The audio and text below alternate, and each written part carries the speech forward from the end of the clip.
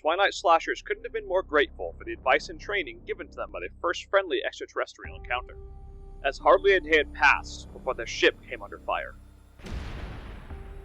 They were traveling towards what they believed to be a moon orbiting an unknown planet, but as it turns out, it was no moon at all. Instead, it was an orbital station, manned by Lantern Comic of the DFW Bisharp. There was no time to consider diplomacy. It was clear the station would not stop firing until the Twilight Slashers were shot down. So Mindweave gathered the crew to board the enemy vessel and face the enemy head on.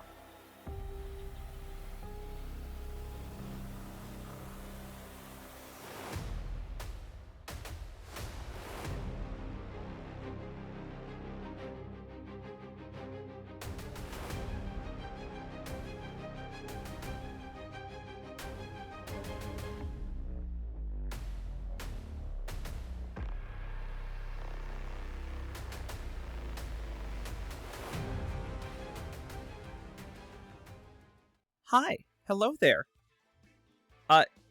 This might not sound like my usual little intro, and you might be thinking to yourself, that's weird. Surely Crep didn't make the same dumb mistake with their audio recording a second time in 3 weeks, right? I sure did. I'm honestly still not even sure what happened or why. I don't, my voice sure isn't in the video again.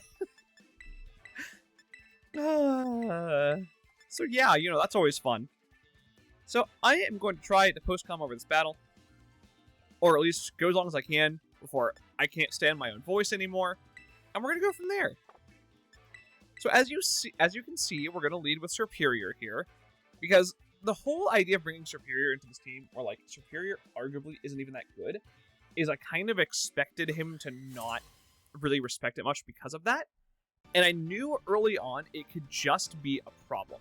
And I also wanted another knockoff user for specifically this thing and the Tinkaton, because I knew they were the main things that kind of checked my Mewtwo. So yeah. We're going to go ahead and just immediately click a sub, because we have enough Fizdef in this Superior for Qwilfish to never be able to break the substitute with like a Crunch or something, as long as they are Fizdef. And I also kind of expected them to go for like a Spike or a Taunt or something like that turn 1. So, we got that off. I read something right for once.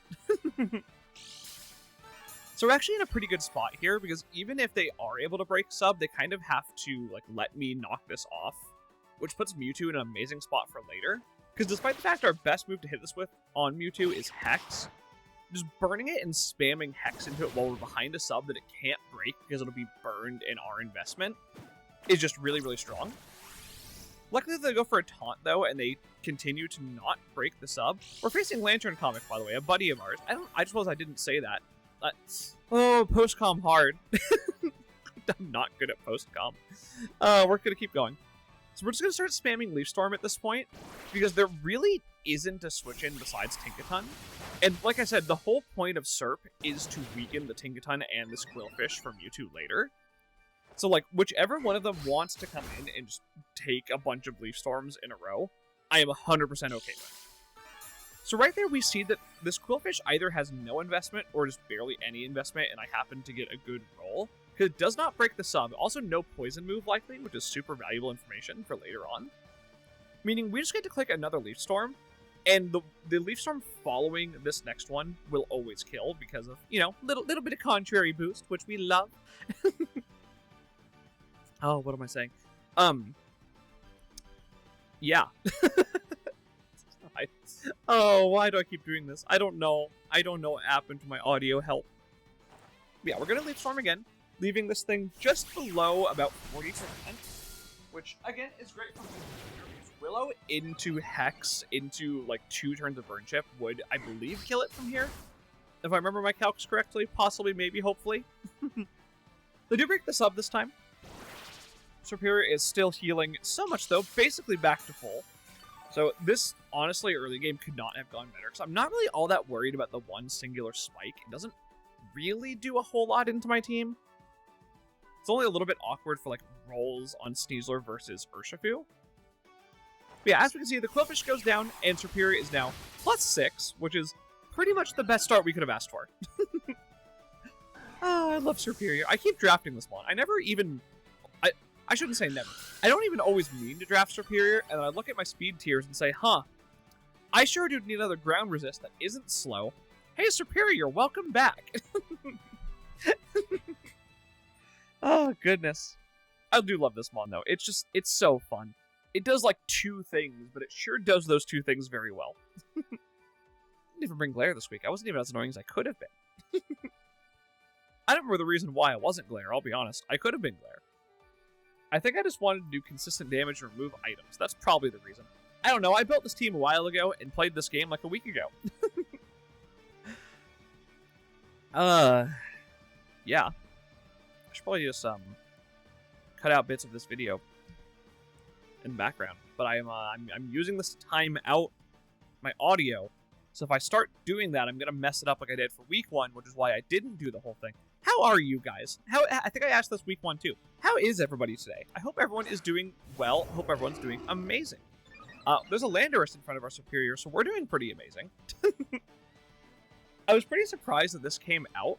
Even if this is like scarfed though, I knew I would always live like even a U-turn or anything like that because we're so physically bulky. So I just went for a Leaf Storm. We outsped and it lived.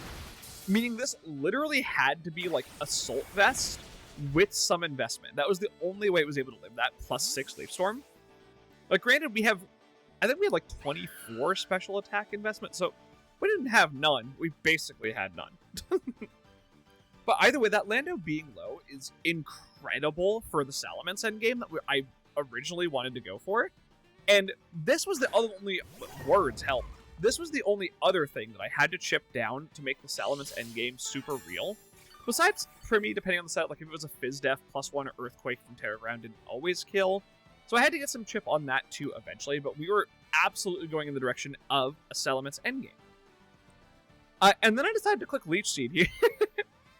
I'm not super sure. I think it's because I was getting low on Leaf Storms and it likely didn't kill. So I just wanted to get chip off on this guaranteed and not waste all of my Leaf Storms. It didn't quite work out though, because they ended up going for Encore, which is a really, really good play on their part. I assume they were just trying to, like, basically get me to run out of Leaf Storms, so I would be forced to swap eventually and they could get momentum that way. But locking into Leech Seed wasn't the worst case scenario, because A, we're getting some nice healing on Serp here, and B, even if they have, like, they don't do much damage to me at all, because again, I'm super Fizz Def. So getting the Leech Seed off on this tank would still give me really valuable chip. And if they wanted to swap, I could always just spam Leech Seed until either they swap or the Encore runs out. Luckily, though, they go into the other mon I needed to chip on, which is Primarina, which is literally perfect. Yeah, slowly but surely, the Salamence endgame was just becoming super real. Once I Once I break the air balloon on Tinkaton, Salamence was pretty clear to just go for a big sweep at this point. Especially because I didn't think they would swap here and just give me another Leech Seed if I decided to stay in, or just let me get into something for free. So I decided to go Tentacruel here, because we'll take absolutely any hit from this thing. Especially because I'm Psychic Resist Berry, I'm Pyapa Berry, that's the one, I think. Probably words. Either way, even from a Specs Primy, we easily take a hit, and we immediately threaten it back with a potential poison move. So looking at that chip, I was pretty sure this is actually a Specs Primy, which is great to know. Regardless, we're getting very nice chip against it, and our Tentacruel is staying nice and healthy thanks to the Leech Seed. So yeah, I would say this early game's gone very well for us. Here I kind of had to make a choice. I was tempted to just go for Toxic immediately, but seeing that this was Specs, I was like, knocking this off would be pretty valuable. Like, I was pretty 100% okay with that. And honestly, even knocking off like the Tank if it wanted to come back in, or even the Urshifu if he goes hard Urshifu for some reason, regardless of what comes in here, his items were really important, so I was super okay knocking off whichever one ended up being. And he ended up going Lunala, which I assume he wanted to like spin block, expecting me to try and get rid of the one spike. But knocking that off, getting rid of Boots, and having a free turn now to click Toxic was like I was given a gift. Because now this is toxic, Shadow Shield can never go back up, and it is always in range of Mewtwo's Hex. So this was, like, absolutely perfect, because this is just making Mewtwo even more threatening in this game. So yeah, I assume he's... words help. Why do I post com? Help me. I assumed he expected a Ting-Lu switch in there, which makes perfect sense. That's also why I didn't do it, because I just wanted the Toxic on this to permanently keep Shadow Shield broken. And now I was super free to go into Broken Star. Its best move to hit me with would be a Focus Blast, which I was Chople for. Moonblast doesn't even do that much to me, because I have Super Spadef, I think. I could have checked the set beforehand. I didn't. Oh boy, I need to figure out what's wrong with my audio. It's done this to me twice, and I sure don't know why. So yeah, Moongeist Beam does absolutely nothing to us, because Ting-Lu is just a monster. I love this Mon. This Mon is so much fun to play with, because it just sits on the field and refuses to die. So yeah, I was completely free to get my own Spike up here, which was really, really valuable, because again, the more chip I get, the more likely we are to just completely sweep with Salamence in the endgame. And we're very, very, very close to that eventuality. Literally, the moment I get some chip on tank, we were home free for Salamence to click button. And I don't know about you guys, but I sure like Salamence click button. He does go back in the Tinkaton here, which makes a lot of sense with the air balloon and all. I do get a free Spike, though, which is amazing. What did I go for here? Because I should have Ruination. I don't think I did, but I think I certainly should have. I sure clicked a button here. What button did I click? I don't know. Tell me in the comments, what button do you think I clicked? I'm pretty sure it's Whirlwind, because I'm hovering over it. I'm not super sure why I made this play. I'll be honest. Again, power of looking back at this almost a week later. I don't remember what my brain was doing.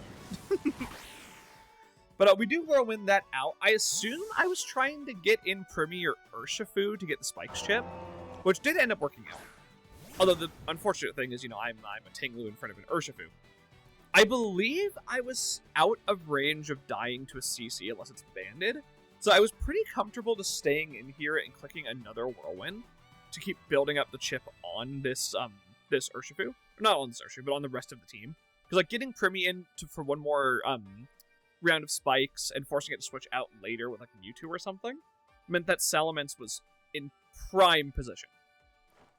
Fortunately for me, though, they go for a U-turn, which we do easily live, because Ting-Lu built different. Which does also confirm to me that they are not banded. So, part of me is really assuming it was Scarfed at this point, just because, you know, I have a Mewtwo, and I have potential Psychic terrain. Scarf Dark-type, good. So it's kind of where I was leaning. It's Tera Poison on the Urshifu, by the way. I realize I did not point that out. Which is pretty much exactly what I was expecting, because it does beat Sneasler. And if it's either Scarfed or if it's just Sucker Punch, it always threatens Mewtwo anyway. It doesn't really need to take a hit. Plus, you know, they have to respect, like, potential Aura Sphere and stuff like that from hitting them. I sure didn't have that move. I probably could have brought an Earth Power, but then my reasoning behind the Mewtwo set was kind of funky, because I wanted it to specifically beat the Lunala. I almost brought a far funnier set that I'm not going to reveal, because I might bring it in a different game, but it was very silly. Oh, goodness. So they go for a U-turn again, which we actually do live, which is kind of crazy.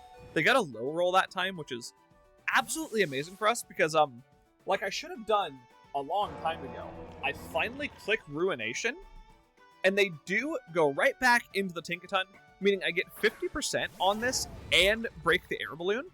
So from this point in the game, everything minus potentially Prim, depending on the spread, is absolutely in Salamence range. Terra Ground Earthquake after a single Dragon Dance has a massive, massive potential to simply win me the game from this point.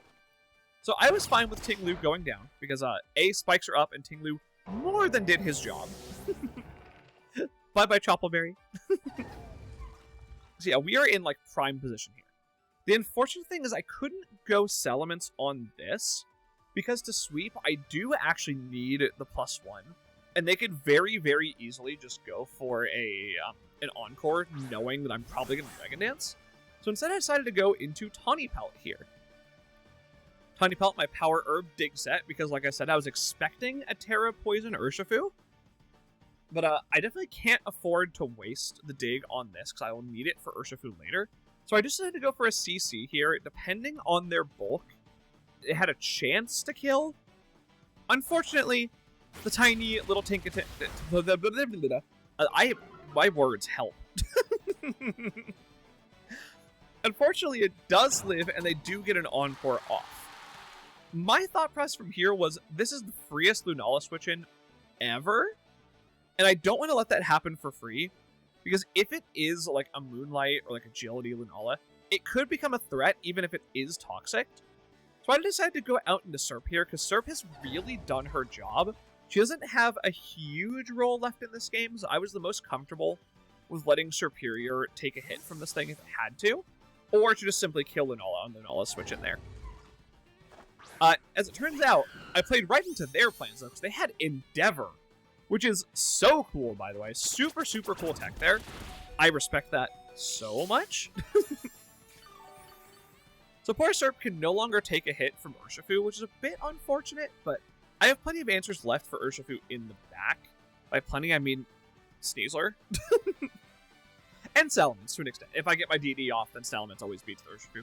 Either way, point being, it was a little unfortunate to lose all of my health there. I was kind of expecting to, take like a Gigaton and still be fine. But I do at least get to pick off the Tinkaton, which, again, puts us ever closer to Salamence clicking buttons and winning the game. Though at this point, we're also in prime position for Mewtwo to absolutely go off. Because even if it is a Scarf Urshifu, if I can get my Mewtwo behind a sub, I still get a free hit, and they're forced to U-turn rather than just clicking a Wicked Blow. Otherwise, I could, well, honestly, they don't know I'm willing this, but I could just click a free hit into the Urshifu and potentially kill it, because, I sure am a Mewtwo. Mewtwo is so good. I'm so glad I drafted it. Really, really fun mon. At this point in the game, there's no real point in keeping Serperior around. I was confident I could kill Primarina with my other mons. So I figured I would just let it go down here to see what the Urshifu wants to do, and this also confirms that it's Scarf. And, clearly as we can see there, they were expecting a Sneasler swap. So now that they've locked themselves into Zen Headbutt, I have the freest entry for Mewtwo ever? So yeah, at this point in the game, Mewtwo just gets to come in, click a substitute, and wreak absolute havoc. Which we sure love. Oh, I love Psychic types. They're so silly. Especially with their insane BST like Mewtwo, like Mindweave here. Hello, Mindweave. So yeah, from this point in the game, I was in a really, really strong position, and I felt very comfortable just clicking a sub. Because at this point, they're forced to just sack something. Like, something has to die to Mewtwo here to keep this Urshifu around, because of the fact that they went for the Zen Headbutt. Meaning that, I'm probably taking at least 2 kills here, was my thought process. Yeah, going behind the sub, I'm completely safe on whatever wants to come in. The only downside is I don't Oko the Primarina. I say Oko, it's taken chip already. But I don't kill the Primarina from where it is. So if Primi came in immediately, that was a little bit awkward. Lucky for me, though, they decided to sack off the very, very low health Landorus. Which, yeah, that's pretty perfect, because I just get a free sub here. Which also means that Urshifu can't just immediately come back in after I kill the Lando. So they're forced to either go Lunala, which I don't know why they would, in hindsight. But realistically, they're forced to go Primi once I kill this Landorus. And because of the sub, Primi can never beat me. Like, unless they were like Specs, Liquid Voice, Hyper Voice, but I do believe I still lived that from the range I was at here. So regardless, I was taking 2 kills. I was basically guaranteed 2 KOs here. Whew. I don't know why I just made that noise. I'm just talking a lot. Yapping, yapping, yapping. Postcom is hard, guys. I don't know how people do this. this is gonna be a video of all time. Hi Primarina, hi Screwdriver, welcome back to the field. You're about to get Side Strike. I almost forgot the name of my own Mon's move for a second there. Yeah, there's literally no reason to click anything other than Side Strike here. I believe I was calcing to make sure I do live like a Specs Liquid Voice Hyper Voice, and I do. So I was fully confident just clicking 2 Side Strikes here and removing Primarina from the board. Because at this point, Salamence is just like super free. I outspeed the Lunala, and it will die from the range it's at after spikes to a Terra Ground Earthquake. And the Urshifu can't OHKO me with anything. Like, even a CC does not kill me. And I can just dual wing meet it for the range it's at, and Salamence wins the game. So regardless of what happened here, I was completely fine just clicking a button, removing this Primarina, which does end up living, which is still ultimately completely fine. Because this next turn, I can just take it down with another Side Strike. And then, Salamence has a field day. I was double sub-lefties in this game. I'm not where's my brain going with this sentence? I do feel a little bad. It's a little mean. I feel like to be double sub-lefties, but it, you know, what can I say? It worked out. I did decide to click Hex here just in case they do go like hard Urshifu on the Psychic move, just to get a little bit more chip on it and guarantee the Salamence endgame was even stronger. But they do just let the Permi go down, which makes perfect sense because spikes are up. They could have saved it for a sack, but I don't think there was really a reason to. So they go back out, and Darkline's a cool name for Urshifu, by the way. Just want to throw that out. That's a neat name. I vibe with that. I am always dead to a Wicked Blow here because I wasn't able to burn this. So I do have to kind of make a choice and swap here. I knew that Sneasler could always revenge it afterward, and Sneasler also forces the Tera poison. So I was free to get the power of Dig Off. At this point in the game, Puddle Haze really didn't have a role anymore. So I was like, okay, thank you, Puddle Haze, for your service. You're awesome.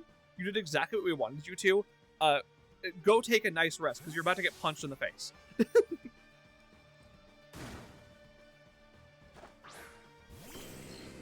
Yeah, we see the Wicked Blow come out. Puddle Haze goes down, but opens the floodgates for Sneasler to come in and absolutely destroy this Urshifu.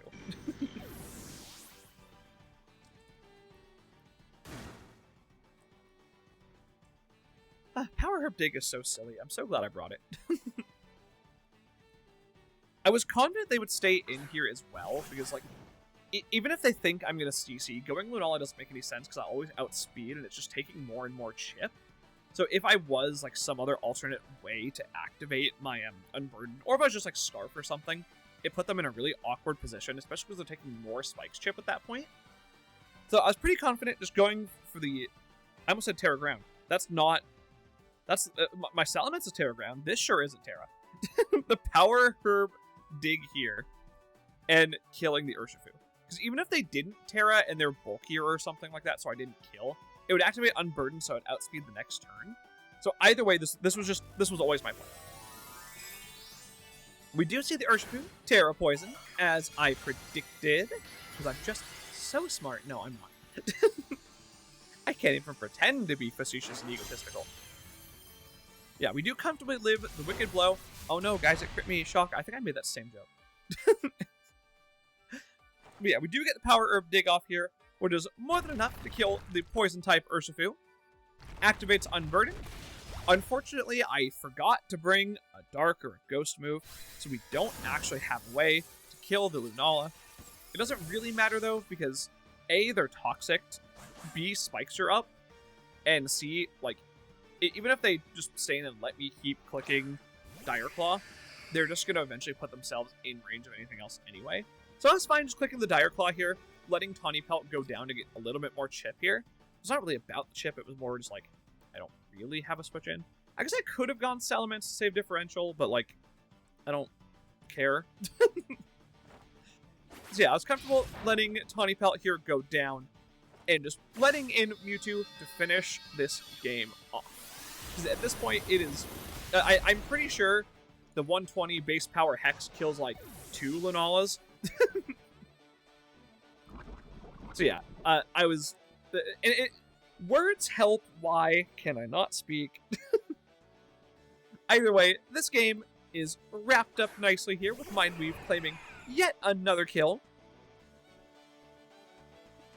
And that's all she wrote. So yeah, GG's again to Lantern Comic, buddy of mine. Kind of funny that I like fought the gambit of my friends in the first few weeks. Very, very silly. I had Frosty and Lantern, who I'm both in a like a help team building chat with. And then I had Zachmander week 2, who is a buddy of mine that I've played in multiple leagues now. Fun fact, we actually fought 3 weeks in a row, which is very funny. But anyways, GG's again. Everyone make sure to go check out Lantern Comic and subscribe to him. He'll be in the description down below with all of the other KCDL coaches. And with that, I will see you guys next week. Hopefully with working audio.